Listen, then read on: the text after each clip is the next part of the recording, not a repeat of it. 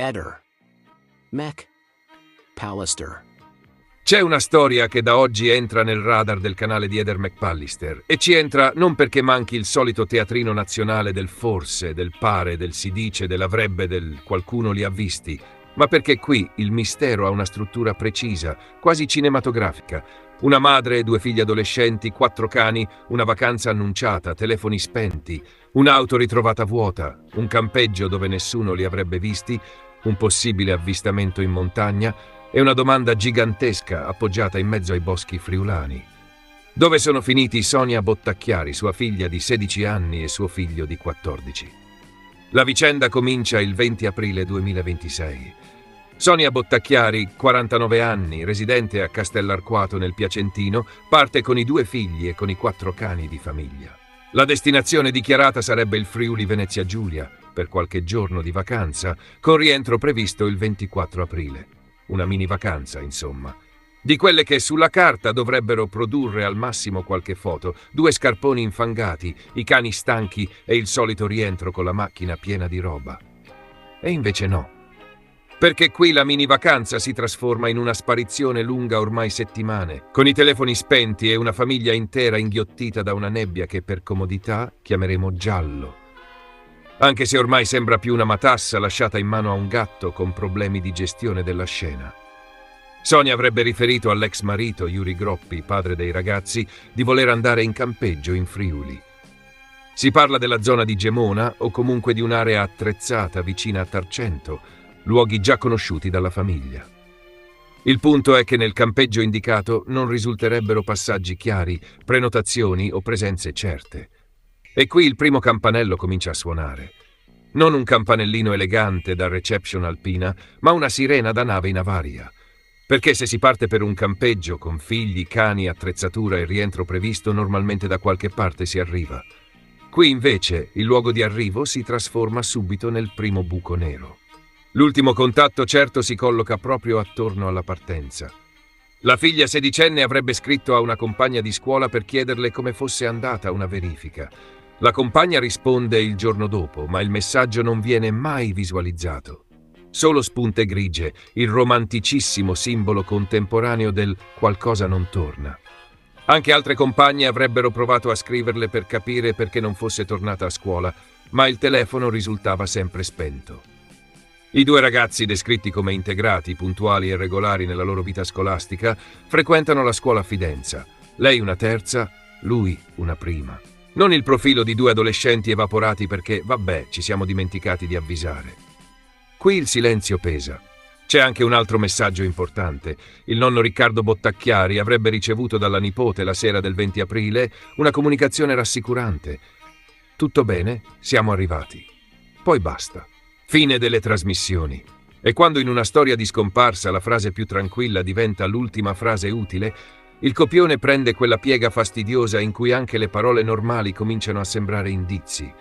Siamo arrivati dove? Al campeggio? A Tarcento? Da qualcuno? In un altro punto? In una zona isolata? E soprattutto, perché da quel momento i telefoni smettono di parlare?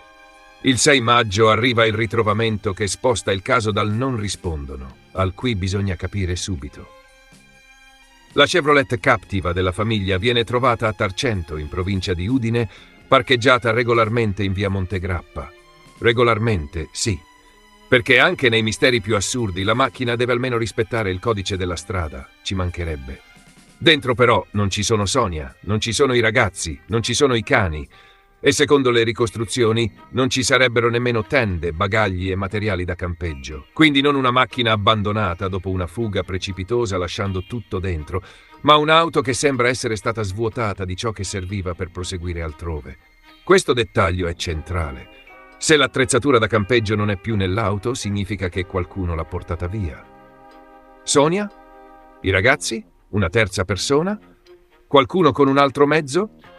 Qui gli investigatori guardano inevitabilmente alle telecamere della zona, perché 3 persone più 4 cani, tra cui un grande maremmano bianco, non sono esattamente una moneta caduta sotto il divano.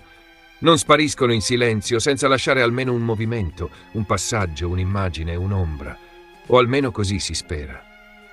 Perché se c'è una cosa che i casi italiani ci insegnano, è che le telecamere ci sono sempre. tranne quando servono davvero. A quel punto diventano artistiche, sfocate, puntate verso il lampione o in ferie spirituale. Le ricerche si concentrano nell'area di Tarcento, anche perché lì sarebbe stato localizzato l'ultimo segnale telefonico della famiglia nella notte tra il 21 e il 22 aprile intorno alle 4 del mattino. Sul posto è stato allestito un campo base. Sono impegnati carabinieri, vigili del fuoco, protezione civile, unità cinofile, droni ed elicotteri. Si battono boschi, sentieri, aree montane, zone impervie, anche perché Sonia avrebbe avuto interesse per attività all'aperto e arrampicata. Il territorio quindi non è un dettaglio neutro. Se davvero la famiglia si è spinta in montagna, l'ipotesi dell'incidente non può essere liquidata con una scrollata di spalle. Ma tra l'ipotesi dell'incidente c'è quella dell'allontanamento volontario. E qui entrano in scena gli elementi più strani, quelli che fanno drizzare le antenne anche a chi di solito preferisce non vedere complotti dietro ogni cespuglio. Prima della partenza, Sonia si sarebbe licenziata da uno dei lavori e avrebbe ritirato le spettanze economiche. Inoltre, secondo alcune ricostruzioni, avrebbe acquistato ricetrasmittenti, filo da pesca e sale per attirare animali selvatici. Ora, se uno compra ricetrasmittenti, filo da pesca e sale per animali selvatici, difficilmente sta preparando un weekend relax, tisana e plaid. Sembra più la lista della spesa di qualcuno che sta pensando a una permanenza nella natura, o quantomeno a qualcosa di più strutturato di una semplice vacanza breve. E infatti una delle piste riguarda proprio la possibilità che Sonia e i figli abbiano deciso di isolarsi, magari con un progetto personale, magari con una fuga pianificata, magari con l'aiuto di qualcuno. Il padre dei ragazzi avrebbe lasciato intendere che durante una vacanza precedente in zona dedicata anche all'arrampicata, Sonia e i figli avrebbero conosciuto persone legate a uno stile di vita più avventuroso, forse estremo. Tradotto, non il classico «abbiamo incontrato una famiglia simpatica al camping e ci siamo scambiati il numero», ma qualcosa che oggi viene guardato con molta attenzione, perché potrebbe spiegare il salto dalla vacanza annunciata alla sparizione organizzata. Il punto però è sempre lo stesso: volontario non significa automaticamente sereno.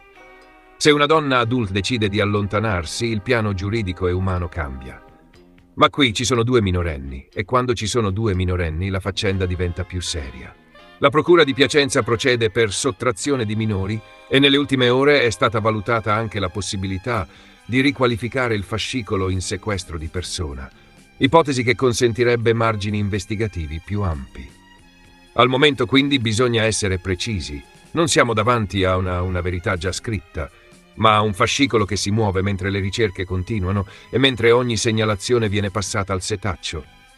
Poi c'è l'avvistamento, quello che ha fatto salire l'attenzione. Un escursionista avrebbe riferito di aver visto Sonia, i 2 figli e i 4 cani in una località montana del Friuli Venezia Giulia.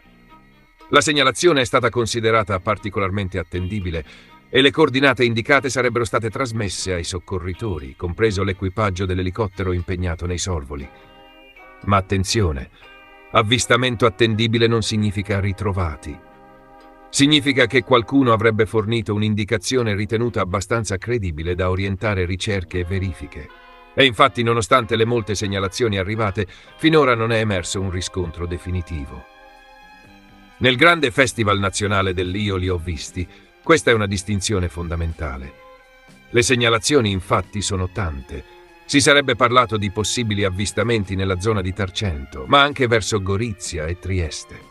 Alcune indicazioni farebbero riferimento proprio alla presenza dei 4 cani, dettaglio potenzialmente decisivo. Per questo l'associazione che sta supportando la famiglia ha diffuso anche le caratteristiche degli animali. Uno in particolare sarebbe un grande maremmano bianco. E qui il cane diventa quasi più riconoscibile degli esseri umani. Perché 3 persone possono cambiare abiti, spostarsi, camminare a testa bassa. Ma 4 cani, uno dei quali bianco e grande, non passano inosservati come un paio di occhiali dimenticati sul comodino. C'è anche la pista del cambio auto. Se la Chevrolet è stata lasciata a Tarcento e se dall'auto mancavano materiali da campeggio e bagagli, è possibile che il gruppo sia salito su un altro mezzo. Questa ipotesi spiegherebbe molte cose, il ritrovamento della macchina, la sparizione successiva, l'eventuale prosecuzione verso un'altra località, magari più isolata, magari vicino al confine. Ma apre anche una domanda enorme.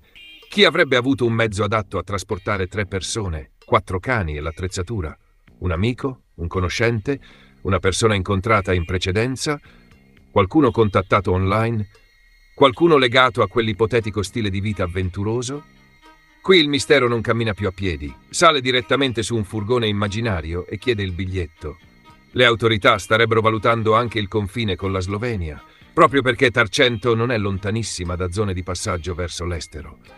Non vuol dire che siano in Slovenia, vuol dire che in un caso del genere non si può lasciare fuori nulla. Soprattutto quando i telefoni sono spenti, l'auto è ferma, il campeggio non dà risposte e le montagne offrono centinaia di possibilità a chi vuole nascondersi, isolarsi o semplicemente allontanarsi. Sul piano familiare il quadro è delicato. Sonia e l'ex marito sarebbero separati da anni. I figli trascorrerebbero periodi alternati con un genitore e con l'altro. Yuri Groppi ha lanciato appelli pubblici chiedendo ai ragazzi e all'ex moglie di farsi sentire. Il senso è chiaro: qualunque cosa sia successa, qualunque scelta sia stata fatta, l'importante è sapere che stanno bene. Anche il nonno Riccardo ha rivolto un appello alla figlia e ai nipoti, chiedendo loro di tornare o almeno di dare un segnale, perché in questi casi il silenzio non è mai neutro. Il silenzio lavora, consuma, allarga le ipotesi e moltiplica la paura. E allora il punto oggi è questo. Abbiamo una partenza il 20 aprile, un rientro previsto il 24 mai avvenuto, telefoni spenti, un ultimo segnale nella zona di Tarcento nella notte tra il 21 e il 22 aprile, un'auto ritrovata il 6 maggio vuota e senza parte del materiale da campeggio, un'indagine per sottrazione di minori con possibile ampliamento dell'ipotesi investigativa, una pista di allontanamento volontario, una possibile assistenza esterna, una pista montana, un possibile avvistamento da parte di un escursionista e nessuna conferma definitiva sul luogo in cui Sonia, i ragazzi e i cani si trovino adesso. Questo è il motivo per cui la vicenda merita attenzione. Non perché bisogna trasformare tutto in un circo, ma perché qui i dettagli non sono decorazioni, sono snodi. Il licenziamento prima della partenza, la liquidazione, gli acquisti compatibili con una permanenza nella natura, l'attrezzatura sparita dall'auto, il campeggio dove non risultano tracce chiare, i telefoni spenti, il possibile contatto con qualcuno, l'avvistamento in montagna, i 4 cani che potrebbero essere il dettaglio più riconoscibile di tutti. È una storia in cui ogni elemento sembra dire guardami bene e naturalmente nessuno da solo basta ancora a chiudere il quadro. Per ora, quindi, la verità resta sospesa tra 3 scenari. Il primo, un allontanamento volontario, magari pianificato, forse con l'idea di vivere per un periodo isolati. Il secondo, un allontanamento volontario iniziale diventato situazione di pericolo, perché la montagna non è un parco giochi e la natura, quando decide di fare sul serio, non chiede il permesso. Il terzo, l'intervento di una terza persona che potrebbe aver aiutato, accompagnato, convinto o comunque avuto un ruolo nel passaggio successivo al ritrovamento dell'auto. Al momento nessuna di queste strade può essere trattata come verità definitiva. E quindi il primo video su questo caso deve partire da qui, non dal sensazionalismo a basso costo, non dal sono scappati sicuramente, non dall'è successo per forza qualcosa di terribile, ma dalla ricostruzione ordinata. Sonia Bottacchiari è partita con i figli e i cani. Doveva tornare. Non è tornata. L'auto è stata ritrovata, loro no. E in mezzo c'è un Friuli fatto di boschi, sentieri, confini, segnalazioni, ipotesi e un silenzio che continua a essere il vero protagonista della storia. Un silenzio che, come sempre nei casi di scomparsa, fa più rumore di qualsiasi titolo urlato.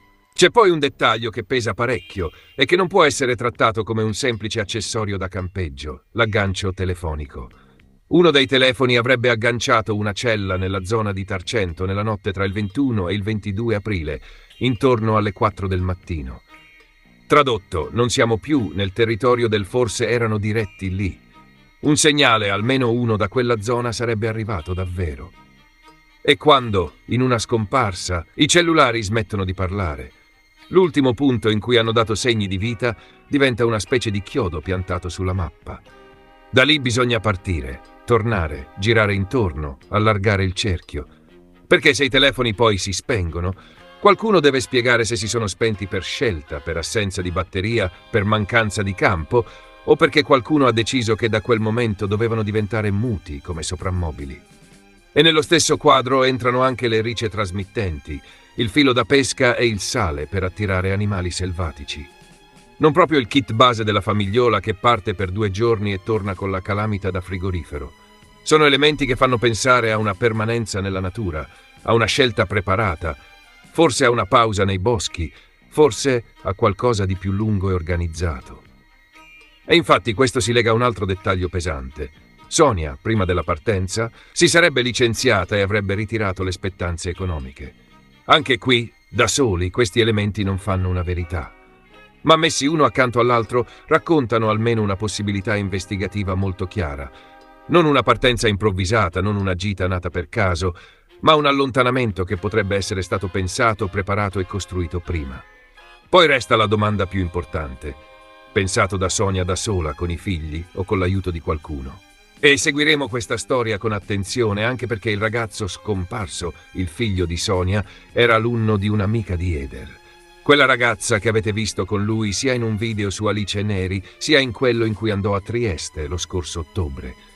In quell'occasione lei ed Eder andarono anche a pranzo con Sterpin. Ehi, non dimenticare di iscriverti a questo canale.